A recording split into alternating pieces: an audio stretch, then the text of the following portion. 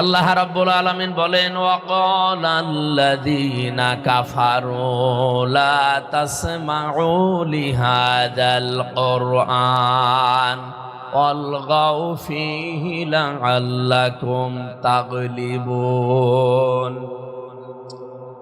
সূরা হামিম সাজদার ২৬ নম্বর আয়াতে আছে, আল্লাহ পাক বলেন, কাফেরেরা কোরআন শোনার পরেই তারা সিদ্ধান্ত নিয়েছিল দারুন নদওয়ার বৈঠকে। আমরা যেমন বাংলাদেশ সংসদ ভবন বলি, আবু জেহেলেরও একটা সংসদ ভবন ছিল, তার নাম দারুন নদওয়া। নাম কি? এই জায়গায় আবু জেহেল আইন পাশ করেছে কোরআনের বিরুদ্ধে। ও বলেছে সব শুনতে দেওয়া যাবে, সব চলবে, কোরআন যেন মোহাম্মদ প্রচার করতে না পারে এই জায়গায় তোমরা বাধা দাও, হট্টগোল করো, মারামারি করো, পরিবেশ উত্তপ্ত করে দাও, এমনকি ঢোল ডুগি তবলা বাজাও। অলগাও ফিহি এই শব্দের ব্যাখ্যায় পড়েছি যত রকমের ডিস্টার্ব আছে, যত রকমের ভয় ভীতি আছে, তৈরি করে কোরআনের আলোচনা বন্ধ করে দাও।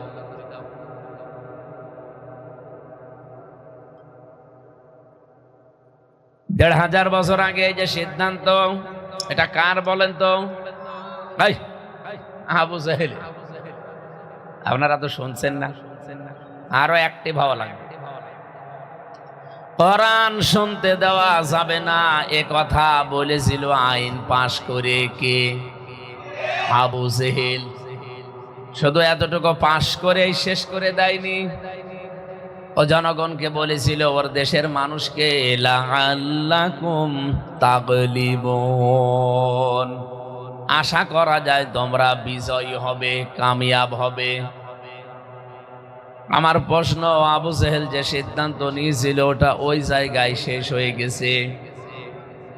আল্লাহ জানে কিয়ামত পর্যন্ত আবু জেহেল থাকবে না, কিন্তু ওর পেতাত্তারা থাকবে, ওর নাতিপতি যারা, তারাও যে কোরআনের সাথে এরকম আচরণ করবে। এই জন্য আল্লাহ পাক এই আইনটা কোরআনে কোড করে দিয়েছেন। আজও যদি এই পৃথিবীতে কোনো ব্যক্তি, কোনো সমাজ, কোনো রাষ্ট্র, কোনো দলের সাথে এই নিয়মটা মিলে যায়, সে যদি মুসলমানও দাবি করে, সে আল্লাহর ভাষায় কাফের। এই দোষ তো এখন আমার দেবেন নাকি? আমি তো শুধুমাত্র অ্যাডভার্টাইজ করলাম যে কাফেররা কোরআন শুনলে বাধা দেয়, সে যে নামেই হোক। ২ নম্বরে, কোরআনে কারীম শুনতে আসে, বিশ্বাসও করে এটা আল্লাহর নাজিল করা কিতাব। আল্লাহ পাক বলেন, এই শ্রোতার নাম আমি দিয়েছি মুনাফিক। وَإِذَا قِيلَ لَهُمْ تَعَالَوْا إِلَى مَا أَنزَلَ اللَّهُ وَإِلَى الرَّسُولِ رَأَيْتَ الْمُنَافِقِينَ يَصُدُّونَ عَنكَ صُدُودًا। সূরা নিসার ৬১ নম্বর আয়াতে আছে, হে নবী, তাদেরকে যখন বলবেন আসো আল্লাহর বিধানের দিকে, আমি যে আজকে আপনাদেরকে শোনাচ্ছি কার বিধান, আমি যে আয়াত পড়েছি এটা বিধান কার? আল্লাহর বিধানের কথা যখন আপনি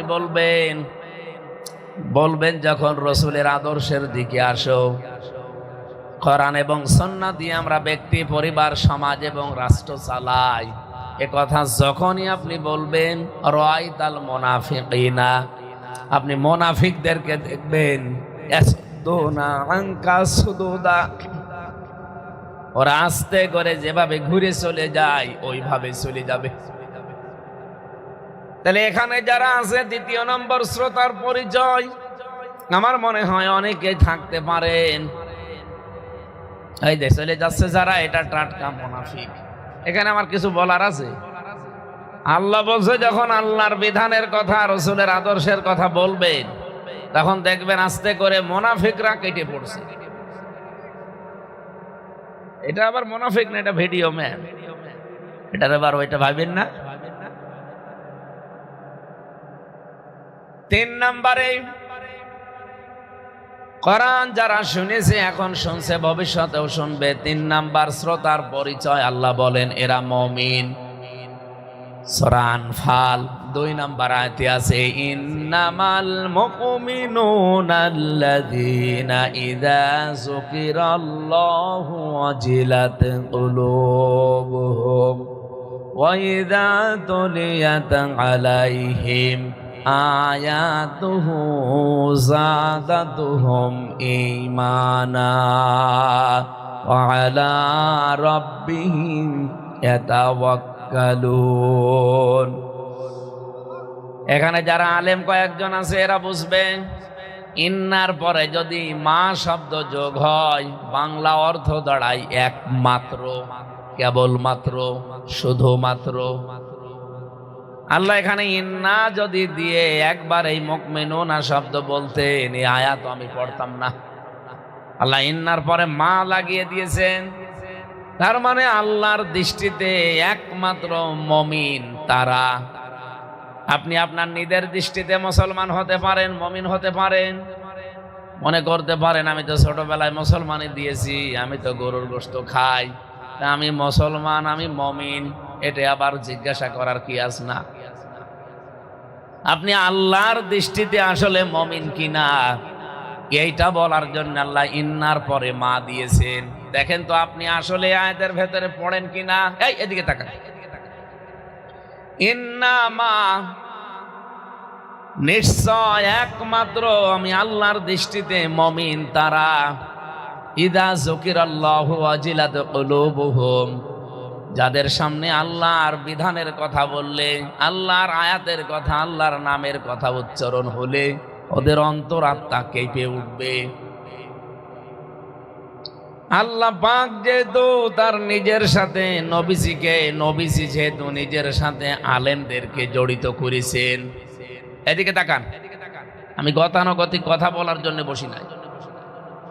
কোরআন শরীফে যেখানে আল্লাহ নিজের নাম দিয়েছেন, যেখানে রসুলের নাম দিয়েছেন, সঙ্গে সঙ্গে দিয়েছেন আতিউ, আনুগত্য করা লাগবে, দেখে দেখে চলা লাগবে, ইত্তেবা করা লাগবে।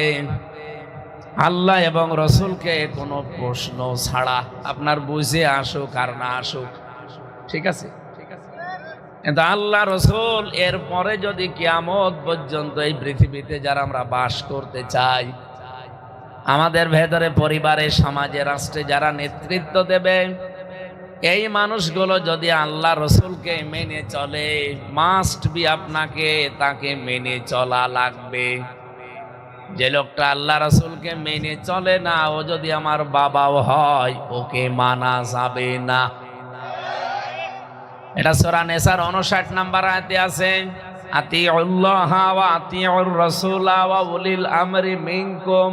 এই আয়াতের ব্যাখ্যা নাকি আয়াত এখন আমি বানালাম? ও বাংলার মুসলমানেরা, আমি হেদায়েতের নিয়তে কথা বলছি। এখন থেকে যদি বাঁচতে চান, আল্লাহ রসুলকে যারা মেনে চলে, সে যদি পরিচিত নাও হয়, তাকে মেনে চলা নামাজ রোজার মতো ফরজ। আর আল্লাহ রসুলকে মানে না, এ যদি আপনার বাবা হয়, আপনার নেতা হয়, আপনার চাচা হয়, তাকে মানা যাবে না। এ নিষেধ আমি করলাম, কে? আরো জোরে বলেন। আপনার অন্তরের ভেতরে তো কাঁপ ধরার কথা যে আল্লাহর কথা বলছে। ইযা যুকিরাল্লাহ, যদিও নাম দিয়ে এখানে বোঝা যায় আমার আল্লাহর নাম, আল্লাহর নামের সাথে জড়িত কার নাম? রসুলের। বলেন বলেন, রাসূলুল্লাহর নামের সাথে জড়িত কার নাম? আলেমদের। এই জন্য দেখবেন হাদিস, আয়াতের ব্যাখ্যায় আমি পেয়েছি, ইন্নামাল উলামা ওয়ারাসাতুল আম্বিয়া। এখানে কামিল মাদ্রাসা বা ফাজিল মাদ্রাসার প্রিন্সিপাল আছে, অনেক আলেম ওলামা বসে আছে, তাদেরকে বলছি ইন্নামা, এই যেখানে মা আছে, একবারে মনে রাখবেন, ইন্না বা আন্না এই শব্দের পরে যদি কোনো জায়গায় মা আসে, সে কোরআনে হোক, হাদিসে হোক, ইসলামের ইতিহাস পড়তে গিয়ে হোক, খবরের কাগজে হোক, যেখানেই ইন্নার পরে মা পাবেন, আপনি অর্থ করবেন একমাত্র, কেবলমাত্র, শুধুমাত্র। ঠিক আছে, এটা মনে থাকবে। এরকম 500টা শব্দ আপনি আয়ত্ত করেন, কোরআন শরীফ আপনি বুঝবেন। খালি 500টা শব্দ এরকম প্রতিদিন 8টা 10টা করে আয়ত্ত করে ফেলবেন, দেখবেন আপনি কোরআন শরীফ বোঝা শুরু করে দিয়েছেন। হাদিসের ভাষা পড়লাম কি, ইন্নামাল উলামা, অবশ্যই একমাত্র উলামা, আলেমদের বহু বচন উলামা, আলেমের বহু বচন উলামা। পৃথিবীতে একমাত্র আলেমরা ওয়ারাসাতুল আম্বিয়া, নবীদের ওয়ারিস। কার? নবীর উত্তরাধিকারী ওয়ারিস যাই বলেন, স্থলাভিষিক্ত নায়েবে রাসূল।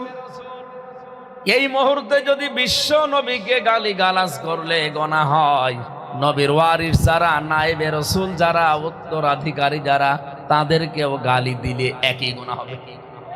কিন্তু এটা আবার আলেম হওয়া লাগবে। আপনি যদি কোনো জালেমকে গালি দেন অসুবিধা নেই, কারণ তো আলেম হয়ে এলেমের খিয়ানত করে ফেলেছে।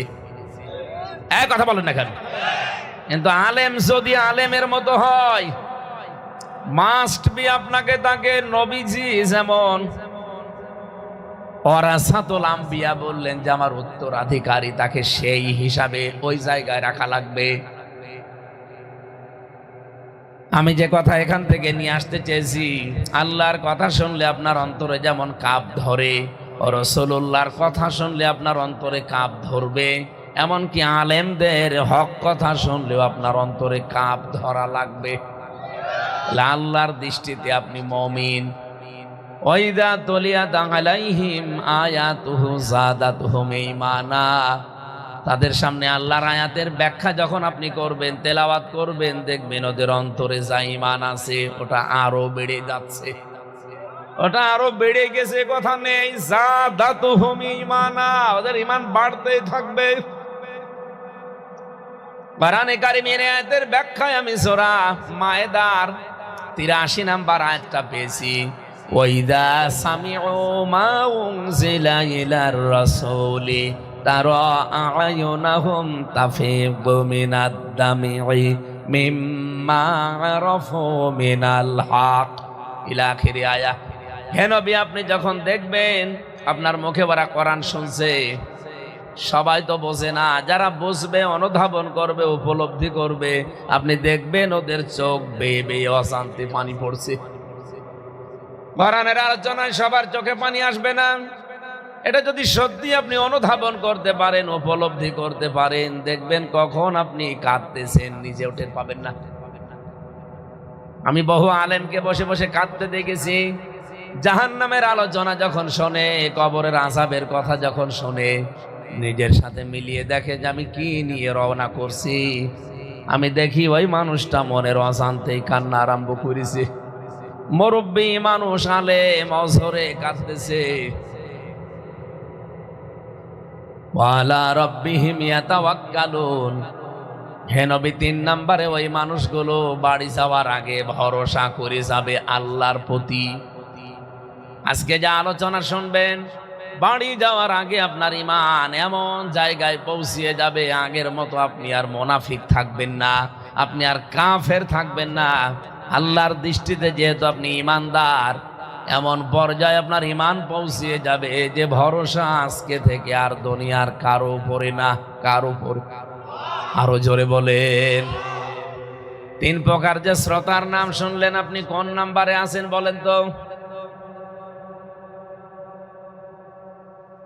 এই যে ওয়াজিলাত কুলুবুহুম ছিল আয়াতের মাঝখানে, তার অন্তরাত্মা কেঁপে উঠবে, কাঁপ ধরবে, এটার ব্যাখ্যা কি? প্রতিটি মানুষের, নারী হোক আর পুরুষ হোক, বাম স্তনের 2 আঙ্গুল নিচে একটা গোস্তের টুকরা আছে। নবীজি বলেন 3টা জিনিস যখন তোমার এই শরীরের ভেতরে পাওয়া যাবে, তখন বুঝবে যে হ্যাঁ, তোমার ঈমান বাড়তেছে। এদিকে তাকান।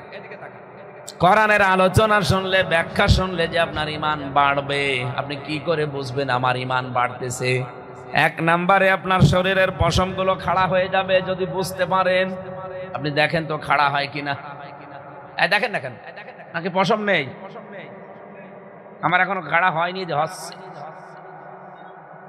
2 নম্বরে বাম স্তনের 2 আঙ্গুল নিচে যে গোস্তের টুকরা আছে, এই জায়গাটা একটা ধাক্কা লাগবে।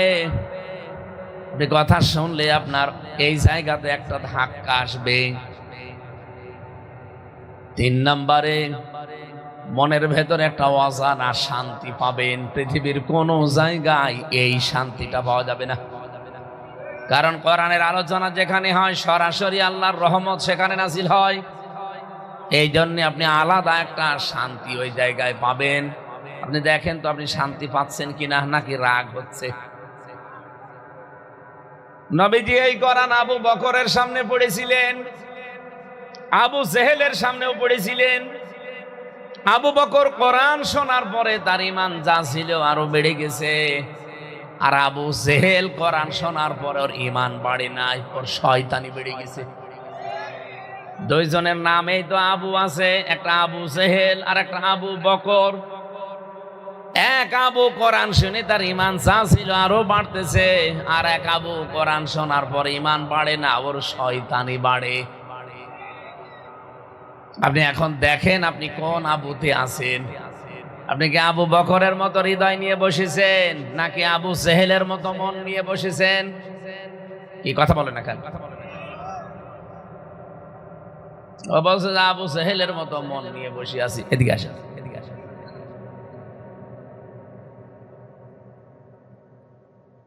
আমরা জানি এই পৃথিবীতে আমাদেরকে পাঠানোর আগে, এই এদিকে তাকান, পাবনাবাসী খুব ভালো করে ক্লাস করেন। এই একটা ক্লাসই মনে করবেন এটা জীবনের শেষ ক্লাস। আর কোনদিন হয়তো কোরআনের ক্লাসে এভাবে বসতেও পারি, নাও বসতে পারি। আল্লাহ পাক এই পৃথিবীতে আমাদেরকে যখন পাঠিয়ে দেন, পাঠিয়ে দেওয়ার সময় হযরতে আদম আলাইহিস সালাম একটা ভুল করার কারণে তিনি পাঠিয়েছেন। তিনি এই ভুল করে সংশোধন হয়েছিলেন তাওবার মাধ্যমে, স্বীকারের মাধ্যমে। তিনি স্বীকৃতি দিয়ে তাওবা করে ফিরে এসেছেন। আল্লাহ তার ভুলকে মাফ করে দিয়েছে। কথা বলে না কেন? তার যে ভুলের স্বীকৃতি দোয়া তিনি পড়েছিলেন আল্লাহর শেখানো, রব্বানা যালামনা আনফুসানা ওয়া ইল্লাম তাগফির লানা ওয়া তারহামনা লানাকুনান্না মিনাল খাসিরিন। আয়াতের প্রেক্ষাপট আমি পড়েছি শানে নজুল। কিয়ামত পর্যন্ত এই পৃথিবীতে আল্লাহর বান্দারা, আদমের সন্তানেরা যদি এই দোয়া মন থেকে পড়ে আল্লাহর কাছে ফিরে আসতে চায়, আল্লাহ পাক আদম নবীকে যেমন মাফ করে দিয়েছে তাদেরকেও মাফ করে দেবে। যেন অপরাধ করলেও আপনি ফিরে আসেন। আর শয়তানও অপরাধ করেছিল একটা, আদম আলাইহিস সালাম ভুল করেছিলেন একটা, আর শয়তান অপরাধ করেছিল একটা। ও ভুল করে নাই, ও জেনে শুনে এই অপরাধটা করেছে। সেটা সেজদা ওরে দিতে বলেছিল কিন্তু দেয়নি। ও অহংকার করেছিল, আবা ওয়াস্তাকবারা ওয়া কানা মিনাল কাফিরিন। ও অস্বীকার করেছে, ও অহংকার করেছে, ও কাফের হয়ে গেছে। এরপরেও যদিও ফিরে আসার জন্য বলতো, আল্লাহ আমার ভুল হয়ে গেছে, আপনি আমারেও মাফ করে দেন, আল্লাহ ওকেও মাফ করে দিত। কিন্তু ও তো স্বীকারও করে নাই, আর্গুমেন্ট পেশ করেছে আল্লাহর কাছে। রব্বুল আলামিন ওকে 3টা জিনিস থেকে বঞ্চিত করে দিয়েছে। কিয়ামত পর্যন্ত আমার আল্লাহ শয়তানকে এই 3টা জিনিস কোনোদিন দেয়নি, আর দেবেও না। 1 নম্বরে শয়তান কোনোদিন মাপ পাবে না। এদিকে তাকান, শয়তান কোনোদিন মাপ পাবে না। 2 নম্বরে শয়তান কোনোদিন জান্নাত যাবে না। আপনি বলেন তো, শয়তান যে মাপ পায় না, জান্নাতে যাবে না, কোন কারণে? না না, 2টা জিনিস এখানে আমরা অলরেডি বলেছি, আপনি টের পাননি। এটা আপনি পাবেন কোন জায়গায়? এটা সূরা আরাফের ভেতরে আছে।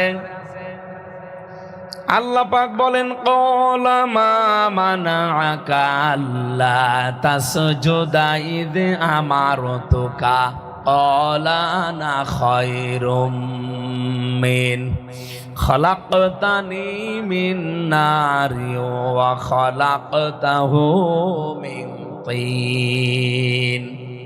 ও ওরে যখন বললাম সেজদা দিলে না কেন, আমার বিধানটা মানলে না, ও তখন আর্গুমেন্ট পেশ করে বলেছে আমারে বানিয়েছেন আপনি আগুন দিয়ে, আর এটা বানিয়েছেন মাটি দিয়ে। আমার ভেতরে পাওয়ার আছে, ক্ষমতা আছে, আর ওর ভেতরে কিছু নেই, তো পড়ি আছে। হযরত আদম আলাইহিস সালাম কি ছিলেন? পড়েছিলেন। বলেন বলেন, আরো জোরে বলেন। 120 হাত লম্বা, 36 হাত মোটা, পড়ি আছে। আল্লাহ পাক সেজদা দেওয়ার জন্য তাকে আদেশ দিয়েছিল, কুলনা লিল মালাইকাতি ইসজুদু লিআদম, আর আমার আদমের জন্য একটা সেজদা দাও। ফেরেশতাদেরকে বলার পরে একটা ফেরেশতাও বাকি ছিল না। শয়তান যেহেতু ফেরেশতাদের উস্তাদ ছিল, লিডার ছিল, ও শুধু দেয়নি। ফাসাজাদু ইল্লা ইবলিস, সবাই সেজদা দিয়েছে। এজন্য আল্লাহ ফাসাজাদু একাল টান দিয়ে নিলে টান দিয়েছেন। ফাসাজাদু সবাই দিয়েছে সেজদা, ইল্লা ইবলিস, ইবলিস বাদ দিয়ে। লামে ইয়াকুম মিনাস সাজিদিন, সে আল্লাহর এই বিধান সেজদা দেয়নি। রব্বুল আলামিন বলে আর্গুমেন্ট পেশ করেছে, ওকে আমি আল্লাহ 3টা ধমক দিয়েছিলাম ওই দিন। আজও যদি পৃথিবীতে আল্লাহর কোন বিধান শোনার পরে, জানার পরে কেউ আর্গুমেন্ট পেশ করে, সামনে কোনো কিছু নিয়ে আসতে চায়, আল্লাহ তাকেও এই ধমকের ভেতরে রেখেছেন। ক্বালা ফাহাবিত মিনহা, এখান থেকে নেমে যা, দূর হয়ে যা আমার সামনে থেকে। ফামা ইয়াকুনু লাকাং তাতাকাব্বারু ফিহা, আমার এখানে কোনো অহংকার আমি সহ্য করি না, কারণ অহংকার করা আল্লাহর চাদর, ইজার। কোন মানুষ যদি অহংকার করে, সে যেন আল্লাহর পায়জামা বা আল্লাহর চাদর ধরে টানাটানি করে। কোন মানুষ যদি আল্লাহর চাদর ধরে, আল্লাহর ইজার ধরে টান দেয়, আল্লাহ পাক তাকে অপমান করে। এতদিন যারা করেছে আল্লাহ অপমান করেছে না করেনি? আপনি তাকান এই ফ্যাসিস্টদের দিকে, এখনো অনেকে অহংকার করছে, এমন আছাড় দেবে আল্লাহ বাপ বলার সময় পাবেন না। তাতাকাব্বারা, প্রথম নম্বরের শিক্ষা এটা যে অহংকারকারীকে আল্লাহ ভালোবাসেন না, সহ্য করেন না। ফাখরুজ, আল্লাহ বলেন বের হয়ে যায় এখান থেকে। ইন্নাকা মিনাস সাগিরিন, আজকে থেকে তুই দুর্বল, তোকে আমি একেবারে হীনমন্য করে দিলাম। এই পৃথিবীতে 3টা কাজ এই দিন শয়তান আল্লাহর কাছে চেয়ে নিয়েছে।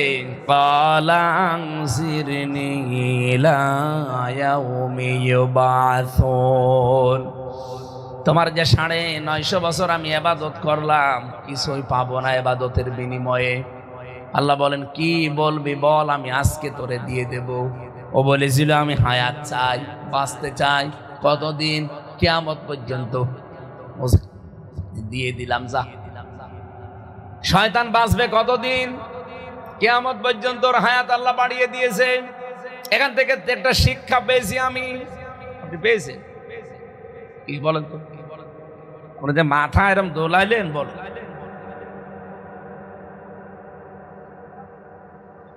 এখানে 1 নম্বরের শিক্ষা হচ্ছে, শয়তান বেশি দিন বেঁচে থাকার আকাঙ্ক্ষা পেশ করেছিল, যে আমি বাঁচতে চাই, আমি হায়াত চাই। কিয়ামত পর্যন্ত শয়তান মার্কা মানুষ যারা আসবে, তারাও দেখবেন বেশি দিন বেঁচে থাকবে। আপনি তাকান, কত মানুষ মরে গেল, হাদির মতো যুবক মানুষ, কিন্তু শয়তান মরে না। আমি নাম নিলাম না, কিন্তু জানবেন শয়তান মার্কা মানুষগুলো তামাম দুনিয়ার দিকে তাকান, ওকে কম বাঁচে না বেশি বাঁচে? বেশি বেশি বেঁচে থাকার আকাঙ্ক্ষা ভালো মানুষের না, কার? কারণ ভালো মানুষ যারা, এরা মনে করো যত তাড়াতাড়ি আমি আল্লাহর কাছে যেতে পারবো, তত তাড়াতাড়ি আমার হিসাব শেষ। আর শয়তানের তো হিসাবের কোনো বালাই নেই। দুনিয়াতে বেশি দিন বেঁচে থাকার আকাঙ্ক্ষা পেশ করে ও হায়াতি চেয়ে নিয়েছে। 2 নম্বরে শয়তান বলেছিল, ক্বালা ইন্নাকা মিনাল মুনজারিন, আল্লাহ বলেন শয়তানকে আমি বললাম যা, তোর হায়াত বাড়িয়ে দিলাম। قال فبما غويتني لأقعدن لهم صراطك المستقيم। শয়তান 2 নম্বরে বলেছে, আমি তোমার বান্দাদেরকে ধোঁকা দিয়ে বোকা বানানোর জন্য কোনো খারাপ রাস্তায় যাব না, আমি কিন্তু ভালো ভালো রাস্তার মোড়ে মোড়ে অবস্থান নেব। আপনি বলেন শয়তানকে সিনেমা হলের সামনে যেয়ে পাবেন না, কারণ ও জানে যে এখানে যারা আসবে এরা আমাদেরই। আপনি শয়তানকে রাজবাড়ির গোয়ালন্দ ঘাটে পাবেন না, কারণ ও জানে এখানে যারা আসবে এরা আমার ভাইরা ভাই। শয়তান থাকে কোথায়? এই পাবনা, ভাঙ্গরা, মাদারবাড়িয়া তাফসীর মাহফিল হচ্ছে, দেখেন বিভিন্ন জায়গায় শয়তান কিন্তু বসে আছে। সে জিন শয়তান হতে পারে, মানুষ শয়তান হতে পারে। ও বসে বসে যারা আসবে তাদেরকে হয়তো ধরে চা খাওয়াবে, অথবা দোকান নিয়ে বসাবে আর ওয়াজ করবে, আমির হামজা এসেছে রাজনীতি করবে, এখানে যাওয়ার দরকার নেই, এখানেই বস, কি বলে এখান থেকে হালকা শোনা যাবে। আপনার বিশ্বাস না হলে চলেন আমি শয়তান দেখাবো। 3 নম্বরে শয়তান বলেছিল, আল্লাহ আমি দুনিয়া চাই, আমাকে দিয়ে দেন, টাকা পয়সা চাই, আমি ক্ষমতা চাই। আল্লাহ বলেন দিয়ে দিলাম। আপনি বলেন আজ পৃথিবীতে যারা টাকা পয়সার মালিক বেশি এরাই শয়তান মার্কা মানুষ। আপনি একটা করে হিসাব করেন, টাকা পয়সা যাদেরই বেশি এরাই আল্লাহ রসুলের বিরুদ্ধে বেশি, ক্ষমতা যাদেরই বেশি এরাই আল্লাহ রসুলের বিরুদ্ধে বেশি। আমার তো মনে আছে 1500 বছর আগের কথা না, এটা এইমাত্র কেবল নাজিল হইল।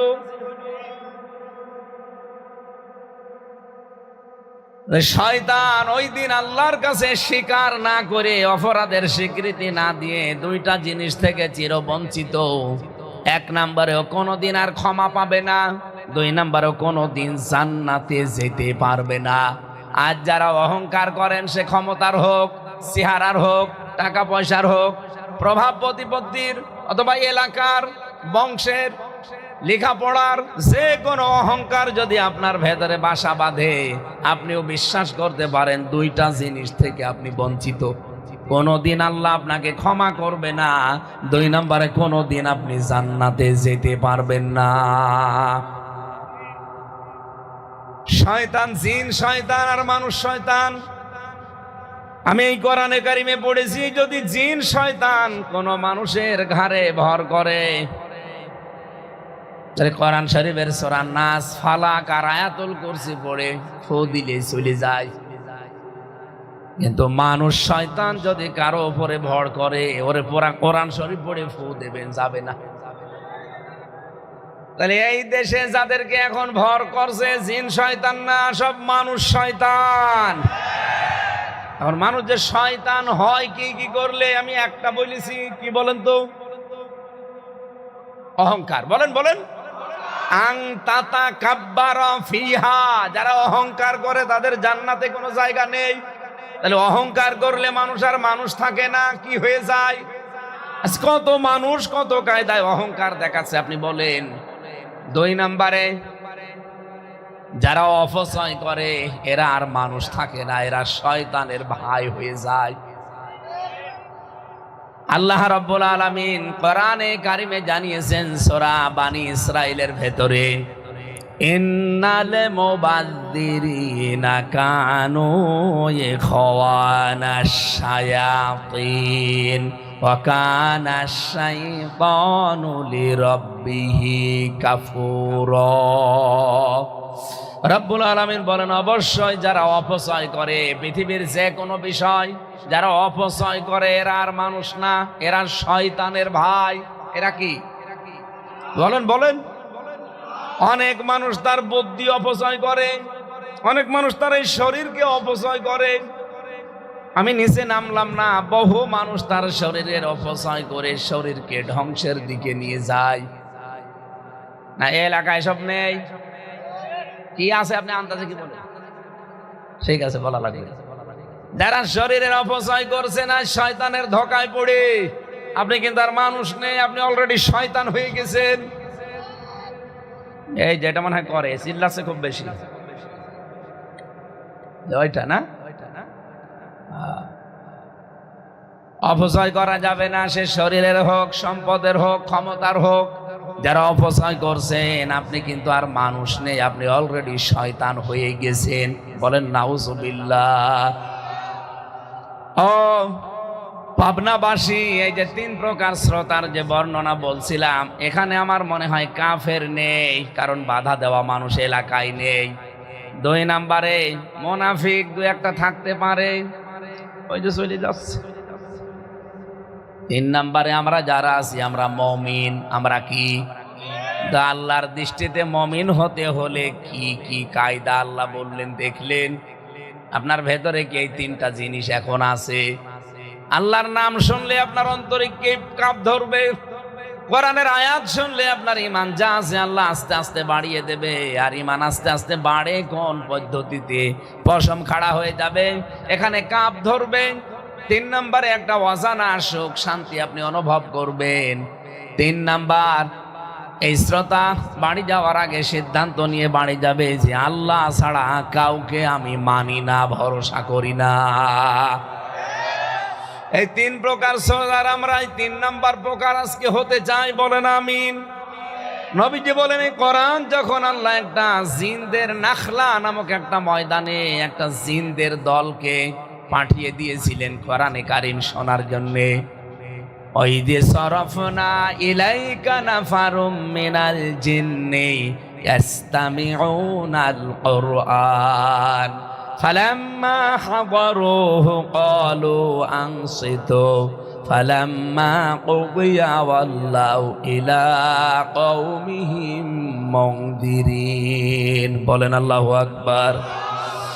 এটা সূরা আহকাফের 29 নম্বর আয়াতে আছে, একটু খেয়াল করবেন। নাখলা নামক জায়গায় নবীজি যখন কোরআন পড়বেন, আল্লাহ বলেন আমি নিজে একটা জিনদের দলকে আকৃষ্ট করে দিলাম। সরফনা, আমি নিজে আকৃষ্ট করে দিলাম যে কি বলতে চাই শোনো। জিনদের একটা দল যখন ইস্তামিউনাল কুরআন ফালাম্মা হাদারুহু, যখন উপস্থিত হয়ে কোরআনে কারীমের কথাগুলো শুনছিল, সঙ্গে সঙ্গে জিনদের ভেতরে এই কথার আওয়াজ উঠেছে, ক্বালু আনসিতু, সবাই চুপ হয়ে যাও। জিনেরা নবীজির কণ্ঠে কোরআন শোনার পরে তারা সবাই বলছে চুপ হয়ে যাও। তাহলে কোরআন শুনতে হলে প্রথম চুপ থাকা লাগবে। আল্লাহ পাক বলেন, কোরআনে কারীম শোনার পরে জিনেরা মন্তব্য জানিয়েছে, ফাকালু ইন্না সামি'না কুরআনান আজাবা, অবশ্যই আমরা আশ্চর্য কোরআন শুনতে পেয়েছি। বলেন সুবহানাল্লাহ। পাবনাবাসী কোন জিন আপনি জানেন? যার বয়স 1000, 1500, 2000, 5000 বছর, যারা তাওরাত শুনেছে, যারা ইনজিল শরীফ শুনেছে, যারা জাবুর শরীফ শুনেছে, যে জাবুর শুনলে আকাশের পাখি তাদের ওড়া বন্ধ করে দিত, নদীর মাছ চলে আসতো, সাগরের মাছ চলে আসতো, এই জিনেরা এই জাবুর শুনেছে যে জিনেরা, সেই জিনেরা আজকে থমকে দাঁড়িয়ে বলছে আমরা আশ্চর্য কোরআন শুনলাম। শুধু শুনে শেষ করি নাই, ইয়াহদি ইলার রশদি ফাআমান্না বি, এ কোরআন শোনার পরে কোরআন আমাদেরকে হেদায়েতের পথ আজকে বলে দিয়েছে, আর আমরা ঈমান এনে ফেলেছি। বলেন সুবহানাল্লাহ। এমন ঈমান এনেছি পাবনার মানুষের মতো না যে ঝড় উঠলে ঈমান লিভে যায়। ওয়ালান নুশরিকা বিরব্বিনা আহাদা, আমরা গ্যারান্টি দিলাম নুশরিকার আগে লান এসেছে, মজারের আগে লান আসলে অর্থ হয় জীবনেও হবে না। জিনেরা কোরআন শোনার পরে গ্যারান্টি দিয়েছে যে কোনো দিন আমাদের জীবনে আমরা আর শিরিক করব না। বলে আল্লাহু আকবার। এই জিনেরা কোরআন শুনেছিল কয় বছর? ঘুমিয়ে গেলেন কয় বছর? 1 বছর। মাত্র 2-1 মিনিট। এই 2-1 মিনিট কোরআন শুনে যদি তাদের কোরআন হেদায়েতের পথ দেখিয়ে দেয়, তারা ঈমান আনতে পারে আর সিদ্ধান্ত নেয় যে জীবনে শিরিক করব না। আর আমরা সেই জন্মের পর থেকে কোরআন শুনছি, আমাদের কোনো পরিবর্তন আছে? পরিবর্তন আছে। আগে যা ছিলাম সলিমদ্দি, এখন হয়েছি কলিমদ্দি। না, কোরআন শুনলে আপনার পরিবর্তন আসবেই। হযরত ওমরের মতো এরকম যার নাম শুনলে মানুষ ভয় পেত, এই লোকটা কোরআনের কাছে আসার পরে যদি একেবারে মোমের মতো গলে যায়, তা আপনি কি হয়েছেন? আসেন না, মন নিয়ে একটু বসেন। যে জিনেরা কোরআন শুনে আশ্চর্য বোধ করে, হেদায়েত পেয়ে যায়, আমরা আজকে এসেছি কোরআন থেকে এমন কিছু শুনি আমাদের মনের পরিবর্তন করে খোরাকি নিয়ে যেতে চাই। কথা বলেন, আরো জোরে বলেন। দরুদ আর সালাম পাঠ করার মাধ্যমে আজকের তেলাওয়াত কিন্তু দুইটা আয়াত। যদি এই আয়াতটা ফেরাউন সম্পর্কে নাজিল হওয়া, কিন্তু আমরা মনে করি এটা হচ্ছে মাটি দেওয়ার দোয়া।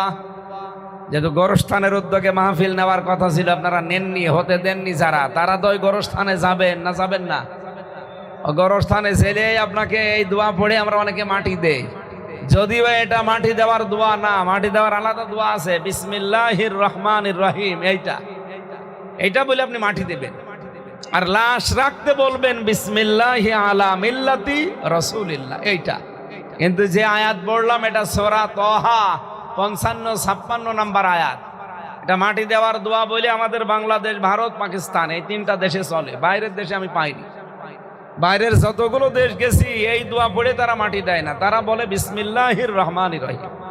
তো আমাদের এই তিনটা দেশে প্রচার করা হয়ে গেছে, প্রচলিত আছে। আপনি যা বলেন মাটি দেওয়ার সময়, ওইটা আমি একটু বাংলা করব, শুনবেন না? বলেন বলেন, কোন সূরা যেন? তাহা। আরো জোরে বলেন। এটা নবীজির নাম। কোরআন শরীফে নবীজির 33টার উপরে নাম আছে, বিশেষ নাম আছে 7টা, তার ভেতরে এই তাহা একটা। নবীজিকে আল্লাহ কোন সময় ডাক দিতেন তাহা, কোন সময় ইয়াসিন, কোন সময় মুজাম্মিল, মুদ্দাসসির, অথবা আহমদ, মোহাম্মদ, আব্দুন বা আব্দুল্লাহ। কয়টা? এই 7টা। এই 7টা নাম ধরে আল্লাহর নবী স্পেশাল ভাবে আল্লাহ পাক ডাকতেন তাকে। কিন্তু অন্যান্য নামও আছে, তার ভেতরে অন্যতম একটা নাম তাহা। এই নাম দিয়ে নবীজিকে আল্লাহ মাঝে মাঝে ডাকতেন আর বিধানগুলো তাকে শোনাতেন। 135টা আয়াত আছে, মাত্র 2টা আয়াত পড়েছি। আমার মাথার ভেতরে এই 2টা আয়াত নিয়ে যত কথা আমি পেয়েছি, এরকম সারা রাত চলে গেলেও এ কথা আজকে শেষ হবে না ইনশাআল্লাহ। আপনারা তাফসির আকারে আপনাদের মাহফিল লিখেছেন, তাফসির আকারে কথা শুনতে চান নাকি কিচ্ছা কাহিনী বলবো, গল্প গুজব করব? আমি তাফসির আকারে আয়াত থেকে শুরু করছি। সূরা তাহার 55-56 নম্বর আয়াত। যারা একেবারে ঘন্টাখানিক শুনে বাড়ি যাবেন তারা হাত তোলেন তো দেখি। দেখেন তো, আরে ভাই ঘন্টাখানিক আপনি তো হাত তোলেন না, তোলেন। দেখেন কার হাত তোলে না কারা, দেখেন। আরে কোন এলাকায় আসলাম, আমি তো একেবারে পাবনার সেই হেমায়তপুরে পাঠানো দরকার। কারা কারা এই আয়াত শেষ করে বাড়ি যাবেন, হাত তোলেন। আমার ভাইরা, রব্বুল আলামিন এই আয়াত দিয়ে ফেরাউনকে মূলত স্মরণ করাতে চেয়েছিলেন মুসা নবীর মাধ্যমে। মিনহা খলাকনাকুম, এই মাটি দিয়েই তোমাদেরকে আল্লাহ বানিয়েছেন। যদিও তাফসিরের ভেতরে পড়তে গিয়ে পেয়েছি আল্লাহ পাক আমাদেরকে সরাসরি মাটি দিয়ে বানাননি, আমাদের একজন মানুষকে মাটি দিয়ে বানিয়েছেন। তিনি আমাদের আদি পিতা হযরত আদম। বাকি যত মানুষ দুনিয়ায় আমরা এসেছি প্রত্যেকেই মাটির নির্যাস থেকে তৈরি হওয়া। মাটি থেকে যে খাবারগুলো উৎপন্ন হয়, এই খাবারগুলো আপনার আমার বাবা, এটা খাবারের পরে রক্ত, চর্বি, বীর্য এগুলো তৈরি হয়। এগুলো মায়ের রেহেমের ভেতরে আল্লাহ পাক পাঠিয়ে দেন। রব্বুল আলামিন বলেন, ফালিয়ানজুরিল ইনসানু মিম্মা খুলিকা মিম্মা দাফিক ইয়াখরুজু মিন বাইনিস সুলবি ওয়াত তারাইব। মানুষ কি পৃথিবীতে একটু নজর করে না, খেয়াল করে না, একটু চিন্তা ভাবনা করে না? নাজারা ইয়ানজুরু শব্দের শাব্দিক অর্থ গবেষণা করা, চিন্তা ভাবনা করা। মানুষকে একটু চিন্তা ভাবনা করে না, গবেষণা করে না যে কি জিনিস দিয়ে আমি তাকে বানিয়েছি। এই পৃথিবীতে কোনো মানুষ যদি তার জন্মের রহস্য নিয়ে একটু মাথা খাটায়, চিন্তা করে, অহংকার যা আছে ভেতর থেকে সব বের হয়ে যাবে। মানুষের উৎপত্তি এক ফোঁটা নাপাক পানি থেকে, যে পানি পৃথিবীর মার্কেটে 4 আনা দিয়েও কিনতে রাজি হবে। আরো জোরে বলেন। শরীর থেকে বের হলেই গোসল ফরজ হয়ে যায়। এরকম বেদামা একেবারে দুর্গন্ধযুক্ত এক ফোঁটা পানি দিয়ে মানুষকে আমি আল্লাহ বানিয়েছি। বিজ্ঞান এখন মানুষের এই সৃষ্টি রহস্য নিয়ে আলোচনা করতে গিয়ে দেখাচ্ছে, মায়ের জরায়ুতে যখন এই পানিটা বাবা দ্রুত গতিতে ফেলে দেয়, বাবার স্ফলিঙ্গ দিয়ে দ্রুত গতিতে এই নাপাক পানিটা মায়ের রেহেমের ভেতরে জমা হয়। কমপক্ষে এই পানিটা মায়ের রেহেম পর্যন্ত যেতে 40 লাখ মানুষ তৈরি হতে সক্ষম আল্লাহ বানাতে পারেন। তা আমি আর আপনি যখন মায়ের রেহেমের ভেতরে যে এই যে বিশাল একটা পথ পাড়ি দেওয়ার জন্যে মায়ের জরায়ের ভেতরে যে দেওয়াল আছে, এখানে ধাক্কা লেগে অথবা আমার এই যে ভাই বোনগুলো আমার পেছনে ছিল, সবগুলো পেছন থেকে আস্তে আস্তে সব মরে যায়, পড়ে যায়। আল্লাহ পাক শুধু আমাকে একমাত্র ওই জায়গা পর্যন্ত পৌঁছিয়ে দিয়েছেন। পাবনাবাসী, এখান থেকে একটা জোর মনের ভেতরে নিয়ে আসা লাগবে যে আমাকে কেউ হারাতে পারবে না। এখন পৃথিবীতে আমার পরাজয় বলে কিছু নেই। আমি যে সময় চলতে পারতাম না, নড়তে পারতাম না, আমার ভাই বোন হাজার হাজার লক্ষ লক্ষ আমার সাথে প্রতিযোগিতা করেছিল মায়ের রেহেম পর্যন্ত যেতে। ফি করারিম মাকিন, এই সুরক্ষিত জায়গায় আশ্রয় নেওয়ার জন্য আমরা তো এই 40 লাখ ভাই বোন একসাথে আমরা দৌড় দিয়েছি। আমার সেখানে মামা ছিল না, খালু ছিল না, নেতা ছিল না, টাকা ছিল না, হ্যালো ছিল না। আমি নিজে পরিশ্রম করে পর্যন্ত পৌঁছিয়েছি। এত বড় কঠিন জায়গায় যদি 39 লাখ 99,099 জন ভাই বোনকে পেছনে ফেলে আমি একা বিজয়ী হতে পারি, আজকে এই পৃথিবীর ময়দানে আমাকে কেউ হারাতে পারবে না। হ্যাঁ, কথা বলছেন? যারা হারাতে আমাকে পেছনে লেগে আছে, টান দিতে আছে, কেউ আমাকে আটকাতে পারবে না। আজ আমার হ্যালো করার লোক আছে, আমার পেছনে দাঁড়ানোর লোক আছে। ওই সময় তো কেউ ছিল না। আমি যদি ওই সময় জিতে যাই, বিজয় হই, আজকে আমাকে কে হারাবে? আমি একেবারে লক্ষ্যবস্তু পর্যন্ত আমি যাবই। আমার লক্ষ্যবস্তু পর্যন্ত যাব। পৃথিবীর লক্ষ্য আমার এই জমিন, যার আইন চলবে তার। এটাই আমার জীবনের লক্ষ্য। এ পর্যন্ত আমি যেতে চাই। আমাকে কেউ যদি পেছন দিকে পা টেনে ধরে, জামা টেনে ধরে, ইউসুফ নবীর মতো জামা ছিঁড়ে যাবে, কিন্তু আমাকে আটকাতে পারবে না। ইউসুফ নবীর জামা ছিঁড়ে গিয়েছিল না? কথা বলেন। পেছন দিক থেকে তার জুলাইখা যখন জামা টান দিয়েছে, ওনার জামা ছিঁড়ে গেছে, তারপরও তাকে আটকাতে পারে নাই। আজ অনেকে আমাদের গতিপথ মন্থর করে দিতে চায়। আমাদের সামনে এমন কিছু নিয়ে দাঁড়িয়েছে, মনে করছে এদেরকে আটক করে দিলে মনে হয় এরা আর সামনে যেতে পারবে না। বাংলার মানুষেরা যে মনজিলে মকসুদ পর্যন্ত যাওয়ার জন্যে হাত পা কিছু ছিল না, তাই চলে গেছি। আজকে তো হাত পা আছে। আজ আমাদের পেছনে অনেক শক্তি আছে। সর্বোপরি আমাদের সাথে আছে কে? আরো জোরে। কেউ আটকাতে পারবেন না। আহুয়া মাকুম আইনা মা কুনতুম, তুমি যেখানে আমি আল্লাহ সেখানে।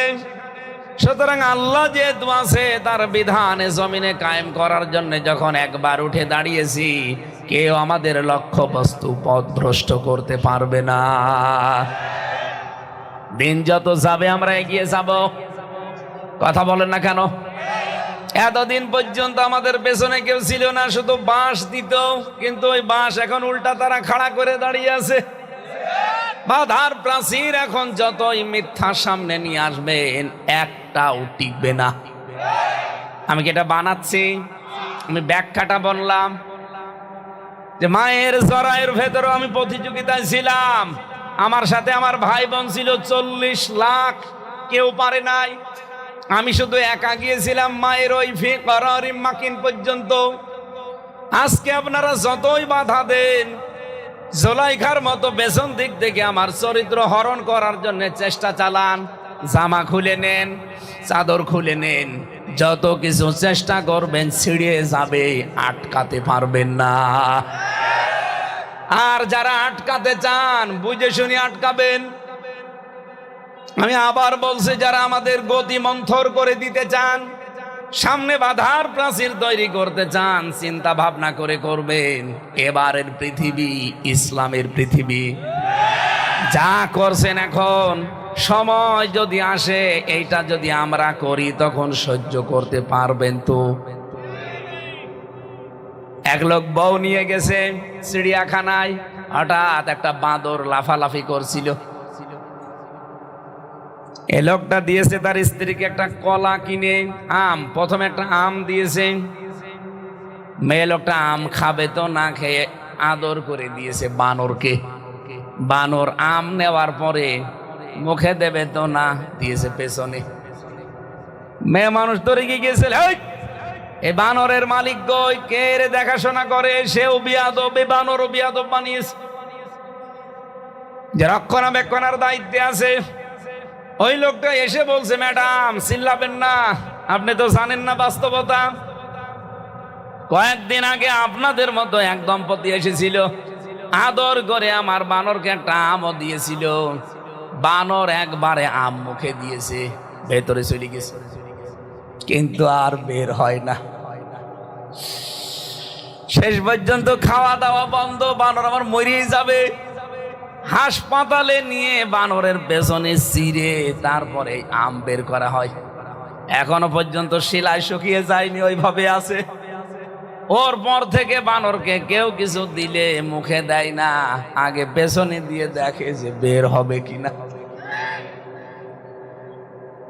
যা করছেন আজ ইসলামের সাথে, ইসলামপন্থী মানুষদের সাথে, কারণে অকারণে পায়ে পাড়া দিয়ে ঝগড়া তৈরি করে এই বাংলাদেশকে অশান্ত করার জন্য যা করছেন, সময় আসলে এই আটি বের হবে কিনা চিন্তা ভাবনা করেন। এই কথা বলছেন, কারা বলছেন হাত তোলেন তো দেখি। হ্যাঁ, এই তো আলহামদুলিল্লাহ, সব বুঝে ফেলেছে।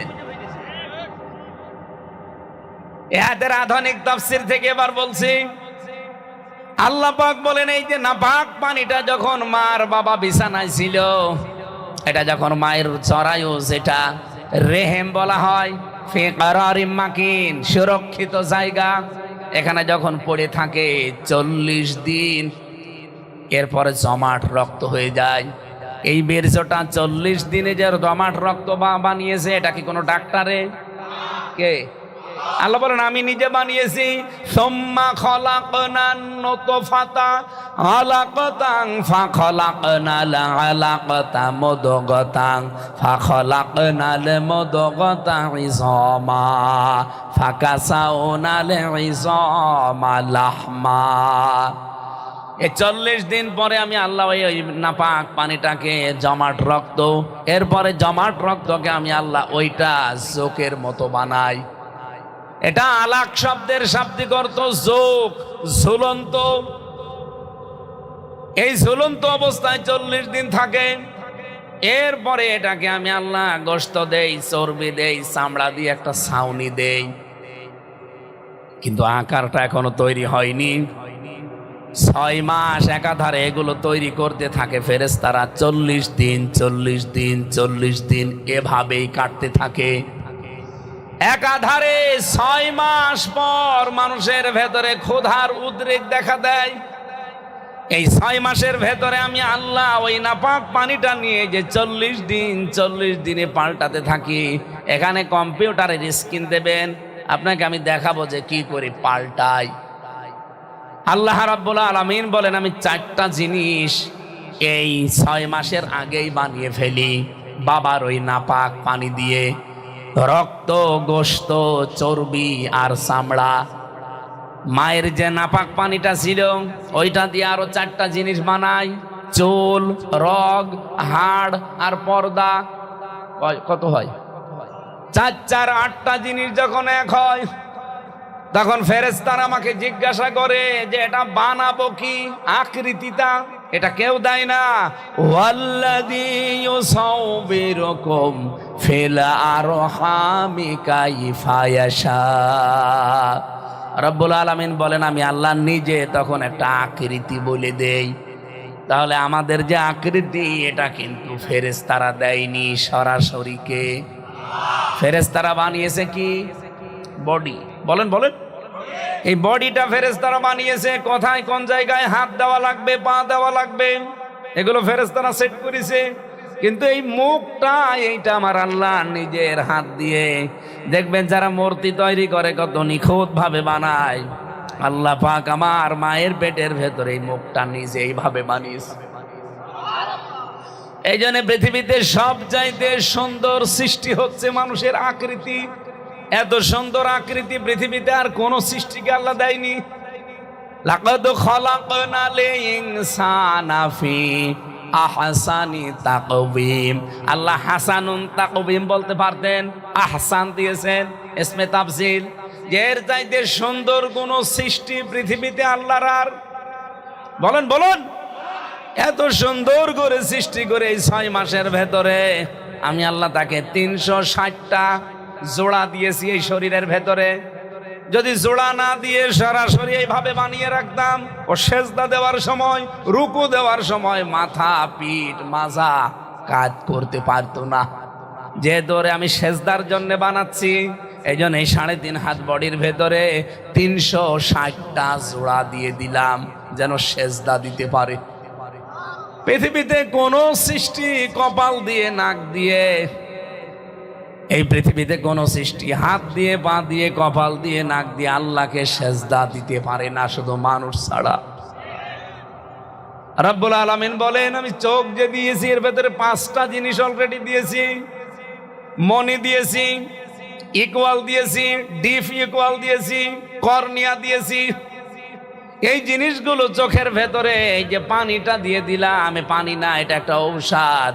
প্রতিনিয়ত যে জার্মগুলো, যে সমস্ত ধুলাবালিগুলো আমাদের চোখে পড়তে থাকে, চোখ তো এক সময় অন্ধ হয়ে যাওয়ার কথা, কিন্তু চোখে প্রতিনিয়ত পলক পড়তে আছে। এই পানিটা দিয়ে পরিষ্কার হয়। এটা পানি না, এটা আমি আল্লাহ ঔষধ বানিয়েছি। যতদিন এটা পলক পড়তে থাকবে, আমারে বান্দা, এই বান্দি কি অন্ধ হবে না? এরপরে শরীরের ভেতরে আমি সবচাইতে গুরুত্বপূর্ণ দিয়েছি চামড়া। ৯৭৬৮ প্রকার চামড়া আছে আমাদের শরীরে। এখান থেকে একটা গবেষণা আমি বের করেছি, ৯৭৬৮ প্রকার চামড়া আমাদের 3.5 হাত বডিতে আল্লাহ দিয়েছেন। কিন্তু আশ্চর্য, কোন চামড়ার সাথে কোন চামড়ার মিল নেই। আপনি কি মনে করছেন হাতের তালুর চামড়া যেরকম, উপরের চামড়া এরকম? বলেন বলেন, কোন চামড়ার সাথে কোন চামড়া তো মেলে না। এমনকি আমার সাথে সভাপতির চামড়াও মিলবে না। কোরআনে কারিমের সূরা মুমিনুনের ভেতরে এই তথ্যটা পাবেন। 100 নম্বর আয়াতের ব্যাখ্যায়, ফাইদা নুফিখা ফিস সূরি ফালা আনসাবা বাইনাহুম ইয়াউমাইযি ওয়ালা ইয়াতাসাআলুন। যেদিন সিংহায় ফৎকার দেওয়া হবে, কিয়ামত যেদিন কায়েম হয়ে যাবে, পৃথিবীর সব সম্পর্ক আল্লাহ কাট করে দেবে। আপনার স্ত্রীর সাথে আপনার কোনো সম্পর্ক নেই, আপনার ছেলে মেয়ের সাথে, মা বাবার সাথে, নেতা নেত্রীর সাথে কোনো সম্পর্ক নেই, সব কাট। কেউ কারো বোঝা বহন করবে। ওয়ালা তাজিরু ওয়াজিরাতু ওয়িজরা উখরা। কেউ কারো বোঝা বহন করবে না। এই যে চামড়া যে দিলেন এত প্রকার, আমার চামড়া আমার সাথে মিলবে শুধুমাত্র কেটে যাক, ফেটে যাক, ছিঁড়ে যাক। এখানে যদি ছিঁড়ে যায়, এখানকার চামড়া কেটে লাগিয়ে দেবেন, কিছুদিন পরে ভালো হয়ে যাবে।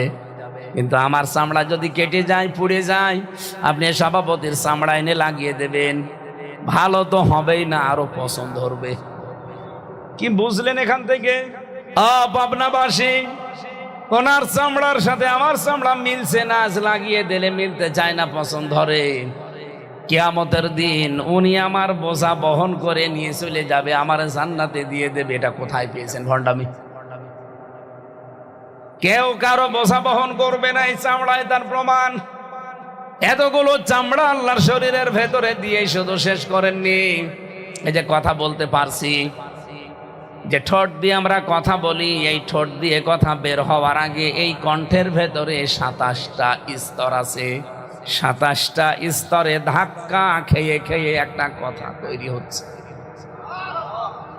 শুধু আল্লাহ বলেন এতটুকু শেষ করিনি, এই কয়েক ইঞ্চি জহব্বা দিয়েছি, এই জহব্বাতে স্বাদ নেওয়ার স্তর দিয়েছি 70,000। 70,000 স্তর আছে, এখানে স্বাদ নিতে পারে, অথচ কয়েক ইঞ্চি জহব্বা।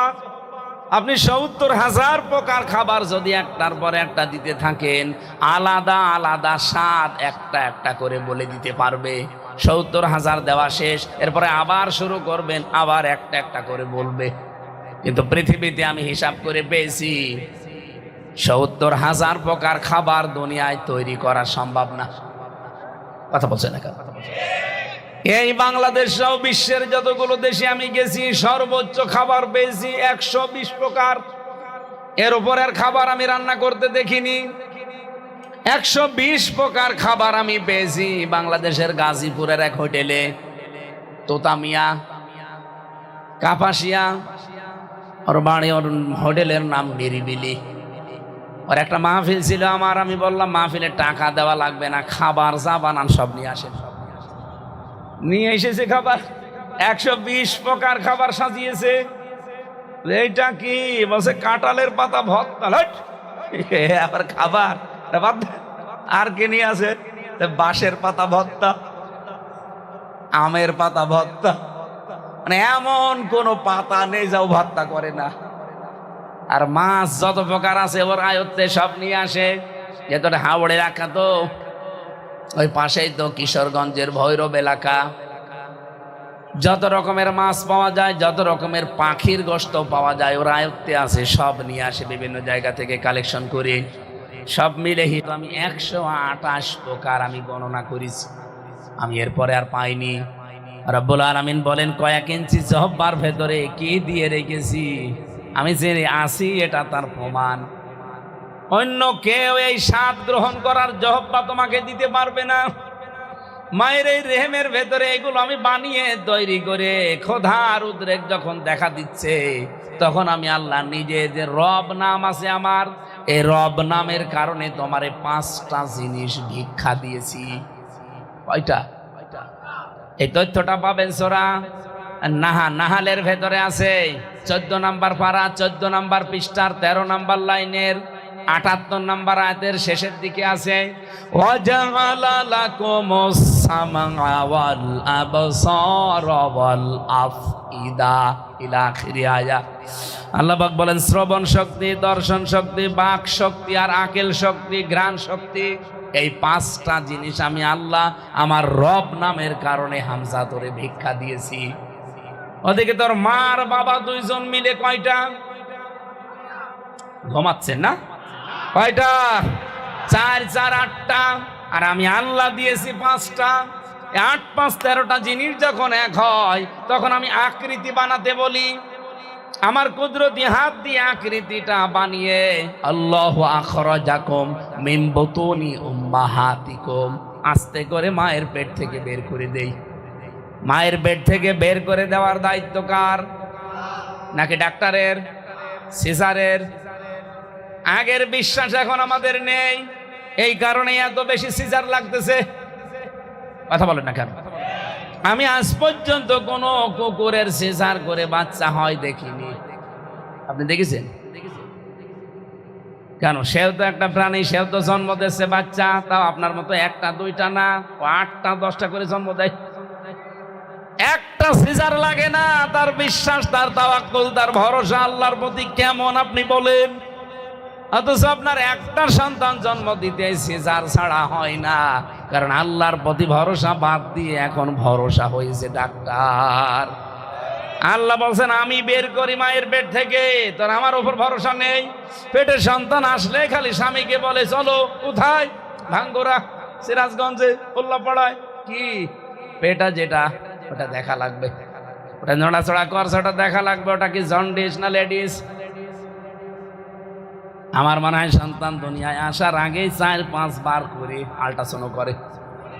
এরকম মহিলা নেই?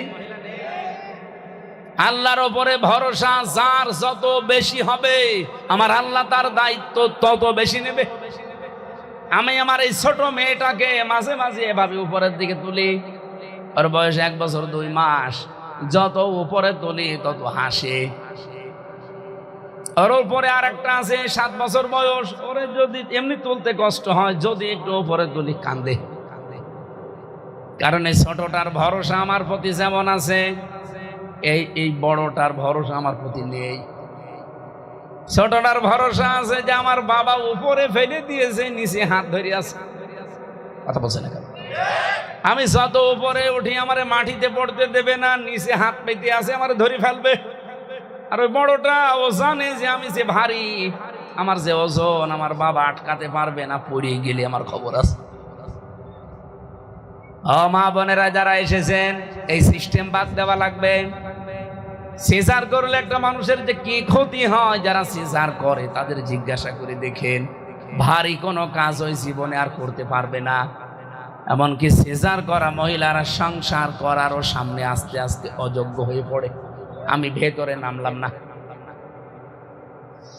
আল্লাহ যদি বলেন যে আমি বের করে আনি, আল্লাহু আখরাজাকুম মিন বুতুনি উম্মাহাতিকুম, আমি বের করি মায়ের পেট থেকে, আপনার এত চিন্তা করার দরকার কি? আর অনেক পরিবারে আছে স্বামী না চাইলে ওই বোর মা বলে আমার জাদু মরে যাবে, মরে গেলে অসুবিধা কি, আমি আর একটা বিয়ে করবো। কথা বলছে না? তো না, ও জাদুর নাকি কষ্ট হবে, মরে যাবে। এদিকে যে জাদুর জীবন নষ্ট হয়ে যাচ্ছে ও টের পাচ্ছে। জানি অনেক মেয়েরা, মেয়ের মারা বসে আছে, ওরা রাগ করলেও করতে পারে, আমি যেটা সঠিক এবং বিজ্ঞানসম্মত সেটা বলছি। আপনাকে যদি নরমালে বাচ্চা হওয়াতে হয়, কিছুদিন পরে আপনি স্বাভাবিক হয়ে যাবেন, আল্লাহর সিস্টেম। কিন্তু এই যে একটা মানুষকে এতখানি চিরে ক্ষুতো করে দিলেন, ও মরণের আগ পর্যন্ত এইটা নিয়ে ও আর ভালো হবে না। আমি জানি ডাক্তাররা কালকে শুনলে বলবে হুজুর মরুক, আমাদের ব্যবসা বন্ধ করে দিল। সিজার কখন করা লাগে আমি সিস্টেম জানি, কারণ আমি তো ডাক্তারদের সাথে অধিকাংশ সময় কাটিয়েছি।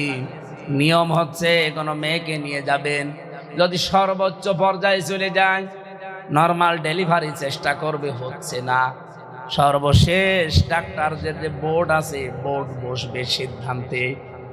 8-10 জন 15-20 জন বোর্ড বসে সিদ্ধান্ত দেবে যে না আর উপায় নেই, এবার করো। তখন অথচ অ্যাম্বুলেন্সের ডাক শুনলে ডাক্তাররা গপে তেল দিচ্ছে যে কাজ হচ্ছে, আসুক, ভালো বউ নিয়ে যাবেন, তো করে দেবে। কথা বলছে না? আল্লাহ পাক বলেন আস্তে করে যখন বের করে তোকে মায়ের পেট থেকে নিয়ে আসি, তোর কান্না ছাড়া কোনো ভাষা ছিল না। পেটের ভেতরে খাবারের ব্যবস্থা আমি করে দিয়েছিলাম, মায়ের ওই নাপাক রক্তটা বন্ধ করে দিয়ে নাভির ভেতর দিয়ে পাস করে, এরপরে তোকে বাঁচিয়ে রেখেছি, মুখ দিয়ে দেইনি, নাভি দিয়ে দিয়েছি। ও বান্দা, এটা আমি মুখ দিয়ে দিতে পারতাম, কেন দিলাম না জানিস? কারণ আমি জানি দুনিয়ায় যে তুই আমি আল্লাহর পবিত্র নাম উচ্চারণ করবি, আমি আল্লাহর পবিত্র কালাম তুই পড়বি, এই জন্য আমি তোর মুখটা নাপাক করি নাই। দুনিয়াতে মুখটা আমি নাপাক না করে অবস্থায় নিয়ে আসলাম, অথচ দুনিয়ায় এসে এই মুখ দিয়ে বিড়ি খাই, গাঁজা খাই, এগুলো তো সব নাপাক। নাপাক এ নাপাক জিনিস শুধু এতটুকুই না, মানুষের জিনিস আত্মসাৎ করে খাওয়া আর শুকুরের গোশত খাওয়া সমান। এই কথা বলেন না কেন? বিশ্বনবী জানিয়েছেন, আবি যার রাদিয়াল্লাহু তাআলা আনহু قال قال النبي সাল্লাল্লাহু আলাইহি ওয়াসাল্লাম, হযরত আবু যর থেকে বর্ণিত, নবীজি বলেন, যেই জিনিস তোমার না ওইটা যদি জোর করে জবরদস্তি করে দখল করে নিজের আয়ত্তে নিয়ে নাও, ফালিয়াতাবাওয়া মাকআদাহু মিনান নার। এক নম্বরে তোমার শাস্তি, তুমি আমার উম্মত থেকে বের হয়ে গেলে। দুই নম্বরে তোমার স্থান হয়ে গেল জাহান্নাম। এই হাদিসটা আজ বাংলাদেশে মিলান তো। যারা সাদাবাজি করে খান, অন্যের জমি দখল করে নেন, মানুষকে ফাঁকি দিয়ে উপায় করেন, মিথ্যা মামলা দিয়ে, মিথ্যা সাক্ষী দিয়ে, কেস দিয়ে টাকা উপায় করেন, এরকম মানুষ দেশে নেই? এগুলো যারা অন্যের সম্পদ নিজের দখলে নিয়ে খাচ্ছেন, মনে করছেন আমি এত উপায় করে খাচ্ছি, কি করে? চাঁদাবাজি করে। এখন তো দেশে একটা প্রফেশন হয়ে দাঁড়িয়েছে যে ছেলে কি করে, উকিল সাহেব বলছে ছেলে চাঁদাবাজি করে। এটাও নাকি একটা পেশা। এটাই 15.5 মাসের পেশা। এই 15.5 মাস এটা অনেকে পেশা বানিয়ে নিয়েছে। আগে যারা নিয়েছিল তারা তো পালিয়েছে, নতুন করে অনেকেই পেশায় এখন যুক্ত হয়েছে। আপনি অন্যের জিনিস নিজের দখলে চাঁদাবাজি করে, দখল করে, মিথ্যা মামলা দিয়ে, মিথ্যা সাক্ষী দিয়ে অন্যায়ভাবে যে নিজের দখলে নিয়ে নিলেন। নবীজির হাদিসের অংশ আপনি আর নবীর উম্মত নেই। আপনার নামের আগে মোহাম্মদ থাকতে পারে, কিন্তু নবীর উম্মত না। কথা বলেন না কেন? আর মরে গেলে আপনার জায়গা আপনি নিজে তৈরি করে নিলেন জাহান্নাম। এই হাদিস পড়ার পরে, শোনার পরে যাদের রাগ হচ্ছে, বলেন তো এ রাগ কি হামজার পর না রসুলের ওপর? আর রসুলের ওপর রাগ হলে আপনার ঈমান আছে? আরো জোরে বলেন। আমার ওপরও রাগ করলে ঈমান থাকবে না, কারণ আমি তো অ্যাডভাইজার, আমি তো অ্যাডভার্টাইজ করছি। আমি হাদিস পড়েছিলাম, এর জন্য অ্যাডভার্টাইজ করলাম আপনাকে বাঁচাতে। এখন যারা এই তালে আছে, এই কাছে পড়ে আছে, যারা সব কিছু দখল করার ধান্দায় আছে, এই মানুষের মন আমি জীবনে পাবো? এরা আমার জন্য দোয়া করবে। এরা তখন আমার পেছনে লাগবে যে দেখি কোন জায়গায় কোন ভুল বের করা যায়। এই জন্যে সারা দেশে এখন অনেকেই লেগেছে। আপনি দেখেন সারা দেশে এখন অনেকেই কায়দায় লেগেছে। ওই সেই 19 সালের 23 সালের কাটিং ভিডিও সামনে নিয়ে এসে বলছে উনি এই দোষ করেছিল, এই করেছিল। কেন এই 7 বছর আগে বললেন না? 3 বছর আগে বললেন না? হঠাৎ করে এখন 5 দিন পরে নির্বাচন, এটা সামনে নিয়ে এসেছেন। তার মানে আপনার আসল জায়গায় হাত পড়েছে। আপনি যে 2 নাম্বারই করে খান, এটা মানুষ জেনে ফেলেছে। এই কথা বলছে না কেন? নাকি আমার বাবার কথা বলেছি আমি? ফালিয়াতাবাওয়া মাকআদাহু মিনান নার। আপনি নিজে জাহান্নামে স্থান তৈরি করে রেখে দিলেন। এই হাদিস পড়ার পরে, ব্যাখ্যা পড়ার পরে আমার মনে হয় বাংলাদেশে বহু মানুষ এই হাদিসের কারণে ধরা খাবে। এই এলাকায় কারা ধরা খাবেন হাত তোলেন তো? একজনও নেই। মাল তো সব ভালো মাল, আলহামদুলিল্লাহ। কোন হারাম জিনিস, নাপাক জিনিস, অবৈধ জিনিস এই মুখ দিয়ে দেওয়া যাবে না। দরকার না খেয়ে থাকবেন। সুদের টাকা পাক না নাপাক? বলেন বলুন। এলাকায় কত মানুষ আছে, এখানেও বসে আছে, বলছে ওয়াজ শুনতে এসেছি, ওয়াজ শুনে যে দরকার হয় আবার খাবো। টাকা ছেড়ে রেখেছে। 1000 টাকা ছেড়ে দিলে মাসে মাসে নাকি 100 টাকা বেশি দেয়, তাহলে 1100 টাকা পাবে। এটা তো পুরাটা হালাল। বলেন বলুন। এই কাজ যারা করছেন এখনই তওবা করা লাগবে যে না, আমি ওই 1000 টাকায় ফেরত নেব, আমি ধার দিয়েছি। আমি এই সুদের টাকাও 100 টাকা বেশি নেওয়া মানে মায়ের সাথে জিনা করার শামিল। যারা এই কাজ আর করবেন না, ছেড়ে দেবেন, হাত তোলেন তো। কয় টাকা ছেড়ে রেখেছেন? এদিকে আসেন, আসেন। কয় টাকা ছাড়া আছে আপনার? আপনার তো হাত তোলার দরকার ছিল না। যার ছাড়া আছে তারা বলেছি। যারা নাকি এলাকায় নিয়ম নেই, যে গ্রাম অঞ্চল তো এই জন্য নাও থাকতে পারে, আছে এলাকায় আছে। যদি এলাকায় এই সিস্টেম থেকে থাকে বাদ দেওয়া লাগবে ভাই। আপনি মায়ের সাথে জেনা করে নামাজ পড়ছেন, আপনার নামাজ নেওয়ার জন্য আল্লাহ বসে আছে। বলেন এটা কি পাগলেও মানবে যে মায়ের সাথে একজন জেনা করে এসে আল্লাহুম্মা আমিন বলছে? ওর হাতের উপরে বাড়ি দেওয়ার দরকার না? আর কত নিকৃষ্ট কথা এ কথা বলা যায়। একজন মানুষ যত খারাপ হোক, ও মায়ের সাথে জীবনে জেনা করবে। অথচ এই হাদিসকে আমি বানালাম। যারা সুদের 4 আনা খায় ও মায়ের সাথে 33 বার জেনা করে। বলেন নাউজুবিল্লাহ। অথচ এটা বাংলাদেশে এখন আছে না নেই? এই সিস্টেম থাকাকালীন নামাজ পড়ে কি করবেন আর জোব্বা গায়ে দিয়ে সুফি হয়ে কি করবেন? আমরা চাই এই সিস্টেম বাংলাদেশ থেকে তুলে দিতে। আর এটা তুলে দেওয়ার জন্য ওয়াজ করলে হবে, নসিহতে হবে, এটার জন্য আইন পাশ করা লাগবে। আর যেখানে আইন পাশ করা লাগে আবার ইসলামকে আমরা সেখানে নিয়ে যেতে চাই। এটা যদি কারো কাছে রাজনীতি মনে হয়, হ্যাঁ এইটা আমি ওপেন বলছি, এইটা আমার রাজনীতি। আর এইটা যারা জিয়ে রাখতে চান ওইটা আপনার রাজনীতি না, ওইটা আপনার দুর্নীতি। আপনি এখন বলেন আপনি কি রাজনীতি করছেন না দুর্নীতি করছেন? এই রাজনীতি করছেন মানে? আমি বলি যে হ্যাঁ আমি রাজনীতি করি কোরআন দিয়ে, আমারটা ঠিক আছে, কারণ আমি সুদ রাখতে চাই না, ঘুষ রাখতে চাই না। ঘুষ আছে না এদেশে? আদালতে যাবেন, কোর্টের বারান্দার ইট আছে, ইটও টাকা চাবে, টাকা দিয়ে যান। কোন জায়গা আছে আপনি দেখান যেখানে ঘুষ চলছে না? প্রত্যেক জায়গায় নাম পাল্টিয়ে নিয়েছে, বলো হুজুর আমি ঘুষ নেই না, হাদিয়া। কথা বলেন না কেন? অথবা কাজের বিনিময় আমারে দেন। কেন কাজের বিনিময় সরকার আপনাকে দিচ্ছে না? আপনার প্রতি মাসে 50,000 টাকা বেতন আছে 8 ঘন্টা ডিউটি করার কারণে। এরপরেও যদি আপনি আমার ফাইল আটক করে আরো 2,000 টাকা নেন, আপনার এই 50,000-এর সাথে 2,000 52,000 হারাম। এক গ্লাস দুধের ভেতরে যদি 1 ফোঁটা সোনা পড়ে পুরা দুধ খাওয়া যায়? আরো জোরে বলেন। যাদের এই 52,000 বেতনের ভেতরে আরো 2,000 যুক্ত হবে অবৈধ, পুরা 54,000 টাকায় হারাম, খেতে পারবেন না। ওইটা দিয়ে যদি রক্ত গোশত চর্বি চামড়া তৈরি হয়, ওইটা জাহান্নামে না দিয়ে আল্লাহ জান্নাতে দেবে না। আল্লাহ রাব্বুল আলামিন বলেন মুখটা পাক করে রেখেছিলাম, এটা পাক রাখার চেষ্টা করো দুনিয়ায়। আমরা যদি মাটি দেওয়ার দোয়া থেকে এই শিক্ষাটা নিতে পারতাম যে না পাক এই মুখ আমি আর করব না, বাংলাদেশে অবৈধ কাজ সব বন্ধ হয়ে যাওয়ার কথা। ঘুষ চলতো না, সুদ চলতো না, এমনকি আমার মনে হয় এই দেশে যারা অবৈধ কালো টাকার ছড়াছড়ি করছে এইটাও বন্ধ হয়ে যেত। এই একটা শব্দ আমাদের হেদায়েত পাওয়ার জন্য যথেষ্ট। সেদিন এক মসজিদে নামাজ পড়ছিলাম, ইমাম সাহেব দেখি উনি হাদিস বলছে, 8টা-10টা হাদিস বলল যে হালাল রুজি উপার্জন না করে আপনার ইবাদত কিন্তু কবুল হবে না। কিন্তু হালাল রুজি উপার্জন করার কি কি মাধ্যম আছে, কি কি করা লাগবে, ওই কর্মসূচিগুলো উনি আর বলে না। আরে ভাই হালাল রুজি উপার্জন না করলে ইবাদত কবুল হবে না, এ ছাতা পাগলও জানে, কিন্তু এই পদ্ধতি তো অ্যাপ্লাই করা লাগবে। কি কি করলে হালাল রুজি উপায় করা যায় ওই পদ্ধতিগুলো সামনে নিয়ে আসেন। সুদ ভিত্তিক অর্থনীতি বাদ দিয়ে যাকাত ভিত্তিক অর্থনীতি কায়েম করার জন্য আপনার কি উদ্যোগ আছে?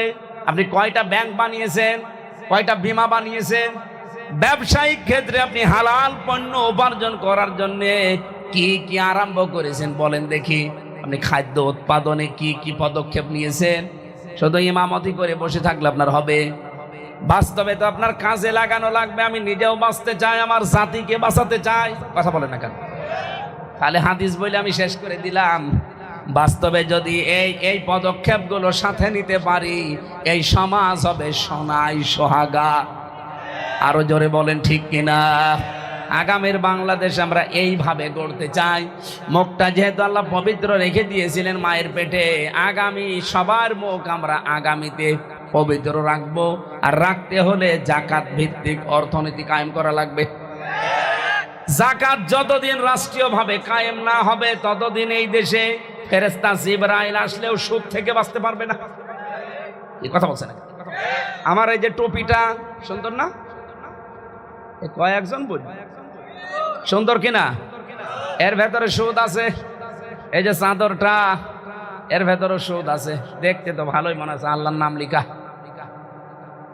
প্রশ্ন আসতে পারে এই আল্লাহর নাম লেখা, আয়াত লেখা, এর উপরও সুদ? হ্যাঁ আছে। কারণ এইটা যে ফ্যাক্টরিতে তৈরি হয়েছে, ফ্যাক্টরির মালিক লোন নিয়েছে ব্যাংক থেকে, আর ব্যাংক তো এমনি এমনি লোন দিয়ে দেয়। এই টুপিটা যে ফ্যাক্টরিতে তৈরি হয়েছে, ফ্যাক্টরির মালিক লোন নিয়েছে। এখন এটা বাঁচাতে হবে, এর রুমালটা বাঁচাতে হবে, টুপিটা শুধু ওয়াশ করে দিলেই বেশি যাবে? বলেন বলেন কি করা লাগবে? জাকাত ভিত্তিক অর্থনীতি এই দেশে রাষ্ট্রীয়ভাবে কায়েম করা লাগবে। তাহলে ব্যাংকে সুদ থাকবে না, জাকাতের অর্থ পড়ে থাকবে, ওখান থেকে সরকার কালেকশন করবে। যারা উদ্যোক্তা হতে চায় তাদেরকে সাহায্য করবে এই দেশের সরকার। কেউ বেকার থাকবে না, কোটি কোটি টাকা জাকাত উত্তোলন হবে, ওখান থেকে কোটি কোটি যুবকের কর্মসংস্থান তৈরি হবে। এখন ব্যাংক থেকে আপনাকে ঋণ দেবে কিন্তু সুদ মুক্ত। আজও সম্ভব, কিন্তু ব্যাংকের টাকা যেগুলো পড়ে আছে খালি সরকার ইসলামী হোক, 100 টাকার 2.5 টাকা কেটে নেবে, আপনি দিতে যাবেন আপনার বাপ দেবে।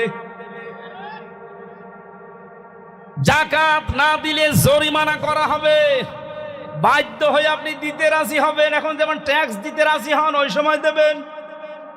আমি একটা জরিপ পেয়েছিলাম, বাংলাদেশের একটা থানার জরিপ, এটা সাতক্ষীরার কলারোয়া। ওই ব্যাংকে যা টাকা পড়ে আছে ওখান থেকে যদি শুধু জাকাত উত্তোলন করা হয়, ওই এলাকায় আর গরিব থাকার সম্ভব নেই। সাতক্ষীরা খুব ধনী জেলা না, একটা গরিব জেলা।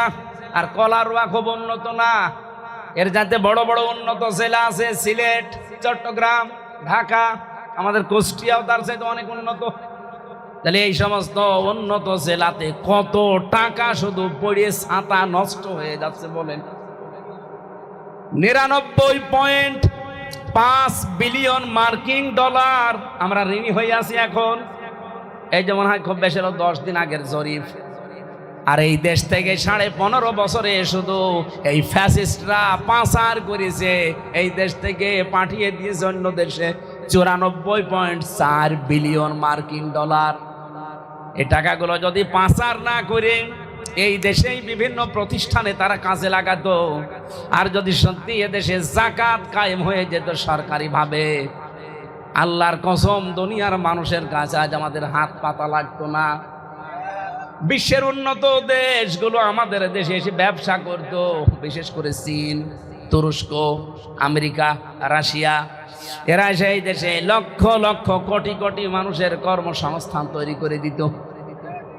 তখন আমাদের দেশ থেকে 8 লাখ 10 লাখ খরচ করে মালয়েশিয়াতে যে, সিঙ্গাপুরে 17 লাখ 20 লাখ টাকা খরচ করে যায়, ইটালিতে 22 লাখ 25 লাখ টাকা খরচ করে যায়। যে উপায় করে কয় টাকা? আমি নিজে দেখেছি মালয়েশিয়াতে যে মাত্র 30-35 হাজার টাকা উপায় করছে। কি করেন ভাই? রাস্তা ঝাড়ু দেয়, দর্জির কাজ করে, অথবা হোটেলে থালা বাসন ধোয়। বেতন কত বাংলাদেশের টাকায়? 30,000, 35,000, 40,000 টাকা। খেয়ে দে খুব বেশি হলো 12-13 হাজার, 15 হাজার থাকে। খরচ হয়েছে কত আপনার আসতে? 8 লাখ, 8.5 লাখ, 10 লাখ। কেন এগুলো খরচ হচ্ছে? এত ঋণ তো হওয়ার কথা না। এই দেশের ময়দানে মা বাবার কাছে, স্ত্রী সন্তানের কাছে থেকে প্রতি মাসে আপনি 40, 50, 60 হাজার টাকা উপায় করতে পারবেন অনায়াসে। আজ অনেকে ইসলামকে চাচ্ছে না এদেশে, আমি জানি। কারণ যারা অবৈধ ইনকাম করে খায়, প্রশাসনে বহু মানুষ আছে বাম হাতের ইনকাম করে, ওদেরকে শয়তানরা বুঝিয়েছে যদি ইসলাম আসে তাহলে তোমার বাম হাতের ইনকাম কমে যাবে।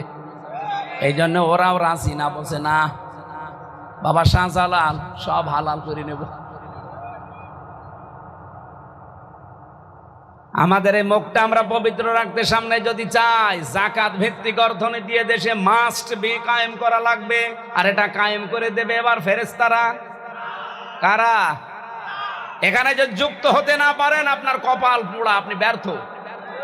আমি আমার নিজের নামের জন্য, আমার নিজের আখের গোছানোর জন্য এটা চাচ্ছি না। আমি চাই আমার মুখটা পবিত্র থাক, যেটা মায়ের পেটের ভেতরে আল্লাহ পবিত্র রেখেছিলেন। দুনিয়ার এই 60, 70, 80 বছরের জীবনে আমি নাপাক করে ফেলবো কোন কারণে? আমি ইচ্ছা করলেও পারছি না, কারণ এই যে টুপিটা তৈরি হয়েছে কোথায় দেখতে পাচ্ছেন না? বলেন সম্ভব কেন? আপনি যান মালয়েশিয়া, যান আপনি সৌদি আরবে, ব্রুনাই, এই মুসলমান দেশগুলোতে তারাও ব্যাংক চালায় কিন্তু সুদ নেই। আমাদের দেশেও সম্ভব হয়তো, কিন্তু আমরা এখনো পর্যন্ত ইসলামকে রাষ্ট্রীয় পর্যায়ে নিয়ে যেতে পারি নাই। ইসলাম শুধু আছে অনুরোধের জায়গায়, চলো ভাই চলি মসজিদ নামাজ পড়তে যায়। এবার ইসলামকে আদেশের জায়গায় নেওয়া লাগবে। প্রতিদিন আদেশ আসবে, মানুষ মানতে বাধ্য হবে। এই দেশের 18 কোটি মানুষ, কথা বলেন ঠিক নেই? আমি এই উদাহরণটাই দিয়েছিলাম চুয়াডাঙ্গাতে। যে দেশে যদি একটা মানুষ কাউকে ভোট দেয় আর ও যদি এমপি নির্বাচিত হয়ে সংসদে নামাজের বিলের পক্ষে কথা বলে, ওর এই বিলের পক্ষে কথা বললে নামাজটা যদি কায়েম হয়, কারণ 151 জন হলেই কায়েম হয়ে যাবে, তখন ও 18 কোটি মানুষের ভোট দেওয়ার সওয়াব পাবে, কারণ ওরা একটা ভোটেই লোকটা এমপি হয়েছে, এমপি হয়ে সংসদে নামাজের পক্ষে কথা বলেছে। তো এটা তো আমি ব্যাখ্যায় বলেছি, যে ভুল কোন জায়গায়। অথচ আমাদের বিরুদ্ধে যারা ওই যে অবৈধ ইনকাম করে খায় বাম হাতের, তারা বলছে হ্যাঁ উনি একটা ভোট দিলে 18 কোটি ভোটের সওয়াব পাওয়া যাবে। এ বানানো হাদিস, বানানো হাদিস। হাদিসকে তোমার কাছে শেখা লাগবে। যারা এই ফতোয়াবাজি করে তাদের পেটে বম মারার পরে যদি সূরা ইখলাস শুদ্ধ করে বলতে পারে আমি ওর ছাত্র হব, নিয়ে আসেন তো ওই ফতোয়াবাজগুলো। ওই চাঁপাই নবাবগঞ্জে 2 জন ছিল, স্বামী আর স্ত্রী, খালি ফতোয়াবাজি। এখন পাবনা একটা হয়েছে, ওর পেটে বম মারলে যদি সূরা ফাতিহা শুদ্ধ করে আমার সামনে বলতে পারে, ওকে আমি মিষ্টি খাওয়াবো, নিয়ে আসেন। খালি ফতোয়াবাজি করে বসে বসে, ইসলামের বিরুদ্ধে ফতোয়া দেয়, আলেমদের বিরুদ্ধে। সরাসরি তো বলতে পারে না কোরআন মানি না, কোরআন আলা মানুষ কি করে বিপদে পড়ে সেই কাজ করে। আমরা ফতোয়া আন্দাজে দেই না, ব্যাখ্যাগুলো পড়ে শুনে বুঝে দেই। আমাদের মুখ আমরা আর সামনে নাপাক করে রাখতে চাই না, পাক এবং পবিত্র করে আল্লাহর কাছে যেতে চাই। অফিহা নুঈদুকুম, এই মাটির ভেতরেই তোমাকে আবার আল্লাহ রেখে যাবে। এখানে এমনি এমনি রেখে যাবে, রাখার পরে যে শুরু হবে ওটা যেন শুরু না হয়। এই জন্য দুনিয়ার এই ছোট্ট জীবনে নিজের জীবনকে সংশোধন করা লাগবে।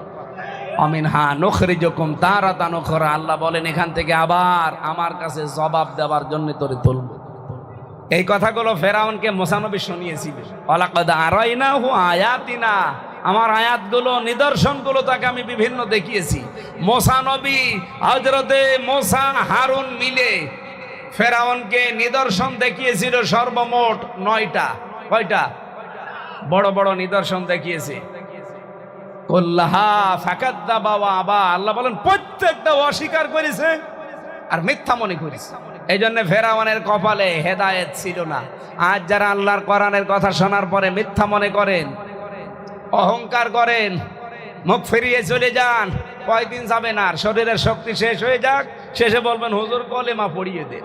কলেমা না, তখন আপনাকে রাম রাম পড়াবো। ওই যে ভারতে এখন পড়াচ্ছে না, জয় শ্রীরাম না বলে মেরে ফেলছে, আপনাকে ওইটা পড়াবো। এই কথা বলেন না কেন? আপনি যেমন কুকুর তেমন মুগুর দেওয়া লাগবে আপনার। আল্লাহ আমাদের হেদায়েত দান করেন, বলেন আমিন। আজকে এই বইটা থেকে আমি আলোচনা করছিলাম এই যে সৃষ্টি জগৎ নিয়ে, কি করে আপনার বাবা মা এই মুখ পবিত্র করবেন। এটা 120 পৃষ্ঠা লিখেছি আমি, মাত্র আমার মনে হয় 15 পৃষ্ঠার আলোচনা করেছি, এখনো 105 পৃষ্ঠা এখানে পাবেন। এটা কয়েকটা পিস এখানে আছে, যাওয়ার সময় নিয়ে গেলে আপনার কাজে লাগবে। শিক্ষিত মানুষরা নিয়ে যান, আল্লাহুম্মা আমিন।